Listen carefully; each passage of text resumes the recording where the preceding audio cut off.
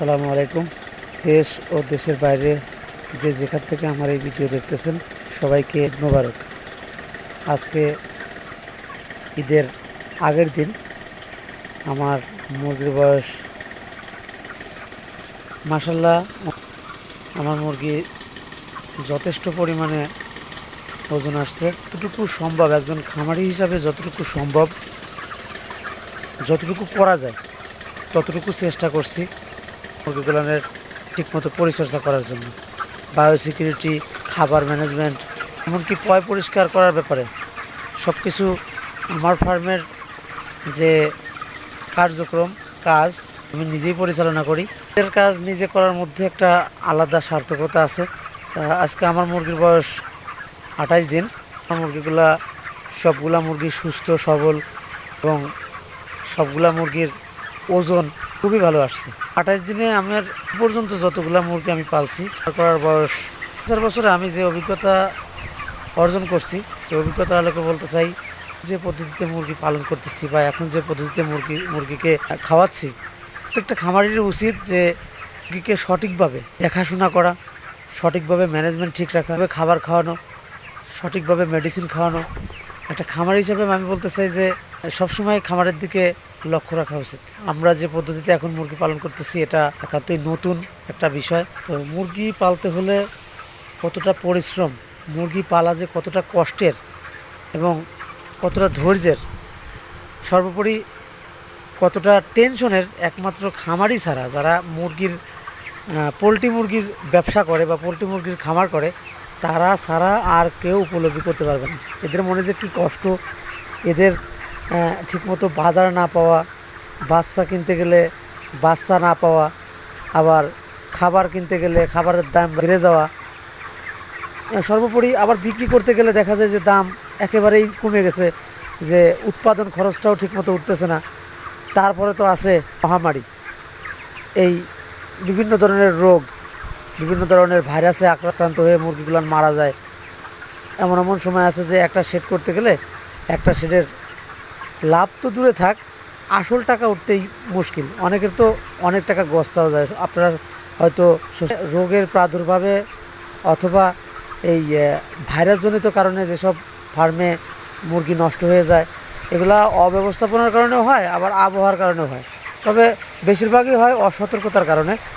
খামারি অনেকে আছে নতুন, একেবারে অভিজ্ঞতা ছাড়াই খামার করে নিছেন, কোনো রকমের পূর্বের অভিজ্ঞতা ছাড়াই খামার করছেন। তাদের এই মুরগির খামার করাটা 4.5 বছরের অভিজ্ঞতায় আমি যেটা বুঝি যে একজন একেবারে নতুন যারা উদ্যোক্তা হতে চান বা হবেন, তারা অবশ্যই ভালোভাবে কাজ না শিখে অথবা অভিজ্ঞতা অর্জন না করে মুরগির খাবার না করাই ভালো। তবে হ্যাঁ, সবাই তো আর পুরান লোক হবে না বা অভিজ্ঞতা অর্জন করে আসে না। অনেকে আছে যে কিছু টাকা পয়সা আছে, যে সংসারের হাল ধরার জন্য কিছু একটা করতে চান, তারা অনেকে হুট করে মুরগির এই ফার্মিং ব্যবসায় ঢুকে পড়ে। তো উদ্যোক্তা হওয়া ভালো, তবে কিছু শিখতে হবে। একেবারে টোটাল না শিখলেও কিছু শিখতে হবে। আপনারা এই লাইনে যারা আসবেন তাদের কাছে আমার একান্তই অনুরোধ থাকবে যে আপনারা প্রথমে শিখবেন। প্রয়োজনে কারো ফার্মে যারা অভিজ্ঞতা সম্পন্ন খামারি আছে তাদের ফার্মে কাজ করেন, 1 সেট কাজ করেন, 2 সেট কাজ করেন, দেখেন, তাদের সাথে বেড়ান, তারপর অভিজ্ঞতা অর্জন করে তারপরে আপনি নিজে একটা খামার করার সিদ্ধান্ত নেন অথবা খামার করেন। তাতে কী হবে, আপনার লস যাওয়ার সম্ভাবনা অনেকটা কম থাকবে। পরিপূর্ণ যখন শিখে ফেলাবেন তখন আপনার লস খেয়ে বসে থাকে। তবে আমি বলতে চাই যে আমি গত 4.5 বছরে আমি যে মুরগি পালছি, আমার মুরগিগুলো মাশাআল্লাহ আল্লাহ তাআলা ভালো রাখছেন। আল্লাহ তাআলার কাছে শুকরিয়া, লাখো কোটি শুকরিয়া। আমার এই 4.5 বছরে আমি কোনো ভাইরাস বা কোনো রোগের প্রাদুর্ভাবে একেবারে শেড ধরে নষ্ট হয়ে যায় এরকম কোনো কিছুর মধ্যে আমি পড়িনি।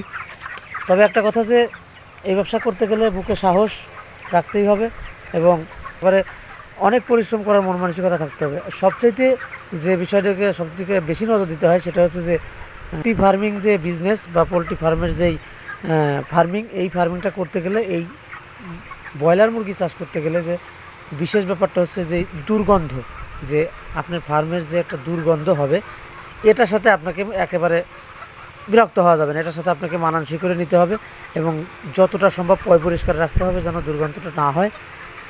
বাড়ির পাশে ফার্ম থাকলে সেদিকে পর্যাপ্ত পরিমাণে নজর দেওয়া, যেন ফার্ম আছি আমাদের অঞ্চলে অধিকাংশ লোকই ডিলার এবং ডিলারের মাধ্যমে খাবার, বাচ্চা, হ্যাঁ, এগুলো নিয়ে এসে আবার বিক্রি করার ব্যাপারেও ডিলারের মাধ্যমে বিক্রি করা, এগুলোর প্রবণতাটাই আমাদের অঞ্চলে বেশি। তবে এখন যে পদ্ধতি আসছে, এখন যে অনেকেই খামার করতেছে, ভুট্টা ফার্মেন্টেশনের যে ব্যাপারটা, এই ব্যাপারটার আমি ধন্যবাদ দিই যে আমি গত 4.5 বছর আমি এটা দেখছিলাম না। তবে আমি ঢাকায় একজনের সাভার একজন বড় ভাইয়ের কাছ থেকে, বড় ভাইয়ের হাত ধরে আমি এই ভুট্টা ফার্মেন্টেশন নিয়ে এখন বর্তমান কাজ করতেছি। ভুট্টা ফার্মেন্টেশন খাওয়াচ্ছি মুরগিকে। মাশাআল্লাহ, আমি তাকে ধন্যবাদ জানাই যে এরকম একটা সিস্টেম দেখায় দেওয়ার জন্য বা শিখাই দেওয়ার জন্য। তো ভুট্টা ফার্মেন্টেশনের যেই উপকারিতা, ফার্মেন্টেশনের যেই কার্যকারিতা, এটা দেখার জন্য বা এটা শেখার জন্য অনেকেই এখন আমার কাছেও আসতেছে যে কিভাবে কি করতেছেন। অথচ অনেকেই আমার কাছে আসতেছে, আমি বলতেছি যে ঠিক আছে করেন, আপনারা আগান, দরকার এখন খামার করতেছেন। তো মাশাআল্লাহ, যেই কথা বলার জন্য, যে কথাটা জানানোর জন্য আমি আজকের এই ভিডিও করা। আমি গত 4.5 বছরে কোনো আপলোড দেই নেই বা ইউটিউবে আমার চ্যানেল নাই। তো সেই হিসাবে আমি ভাবলাম যে আমি যেহেতু সাকসেস হয়েছি, তো আমার খামারি ভাইয়েরা যারা দেশে প্রত্যন্ত অঞ্চলে যারা খামার করে থাকেন, যারা অল্প স্বল্প মুরগি পালেন, যেমন আমি আমার মুরগি পালতেছি এখানে। আমার যে শেড, আমার 1575 স্কোয়ার ফিট একটা শেড, আমি 850টা মুরগি উঠেছিলাম। মাশাআল্লাহ, সবগুলা মুরগি তরতাজা এবং সুন্দর, সুস্থ আছে। তো আজকে 28 দিনে 2 কেজি 200 গ্রাম প্লাস, 2 কেজি 200 গ্রাম প্লাস গড় এভারেজ ওজন 2 কেজি 200 গ্রাম প্লাস আছে। তো 28 দিনে আমি এরকম মুরগি আমি এ পর্যন্ত 4.5 বছরে বানাইতে পারি নাই বা হয় নাই। হ্যাঁ, আমি মুরগি বড় করি, তো 40 দিন, 38 দিন বা 43 দিন রাখলে 3 কেজি 3.5 কেজি গড় ওয়েট আসে। তো কিন্তু ভুট্টা ফার্মেন্টেশনের ধন্যবাদ যে 28 দিনে মুরগি 2 কেজি 200 গ্রাম প্লাস ওজন হয়ে গেছে অলরেডি। তো আশা করতেছি যে ঈদে বিক্রি করার জন্য আশা করতেছি। তবে এবারকার ঈদে মনে হচ্ছে যে একটু দাম কম হবে, বেশি একটা বাজার উঠতেছে না। তো যাই হোক, বাজার যাই থাক, আমাদের যখন ফার্মের মুরগি রেডি হবে তখন আমরা অবশ্যই বিক্রি করব। যে মূল্যই পাই সেই মূল্য নিয়েই সন্তুষ্ট থেকে মুরগি বিক্রি করে দিতে হবে। তো আমার আশা যে 2.5 কেজি গড় এভারেজ, 2 কেজি 500 গ্রাম ওজন গড় এভারেজ করে তারপরে বিক্রি করব। মাশাআল্লাহ, আমার জন্য আপনারা সবাই দোয়া করবেন।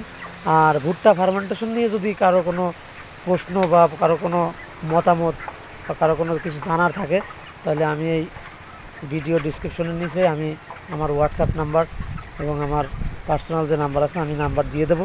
যদি কেউ কিছু জানতে চান বা কেউ কিছু বুঝতে চান বা ভুট্টা ফার্মেন্টেশন নিয়ে কাজ করতে চান, শিখতে চান, তাহলে অবশ্যই আমার এই নাম্বারে ফোন দিবেন। সবার জন্য দোয়া ও শুভকামনা। ঈদ মুবারক।